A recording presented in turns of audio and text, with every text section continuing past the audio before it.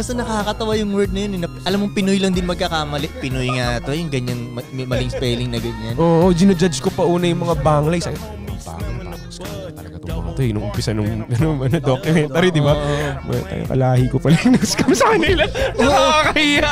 At saka tol, ang galing din nila kasi unang panahon pa yun eh. Oo, 90s to. O yung talino nila, parang pang ngayong scammer sila tol. Yung talino nila, pang ngayon na scammer. Hindi, sa tingin ko kasi, nung unang panahon talaga, sobrang luwag pa. Alam mo yung palabas ni Leonardo? Catch me. Oh, di ba? Grabe niya mang scam dun, pero paano mo mapapasa yun ngayon?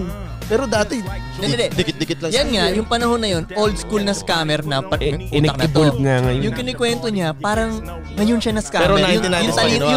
Yung pagka-sophisticated ng scam, Gets. pang ngayon siya na scammer. Kaya nagulat ako, anong Advance, panahon pa to? Masyadong advanced tol. Pati yung oras ng pagbukas ng stock market, Alam mo. pagsara. Planado lang. Pati yung pagkuha nila ng pera, kunyari, Friday nila ginawa ng after working may business holiday. hours na. Oo. Tiniming nila na gano'n na para matagal pa ma-discover kasi naka-off lahat ng tao sa bangko. Like, day off. Naka-off yung NYC, naka-off yung New York. Ganun. Ganon. Ang galing. Ano ba title nun, Frank? Hindi ko rin maalala eh. Pero yun nga, ang daming scammer sa Pinas. So kung Galing nasa sa- scam ka man, tigilan mo na.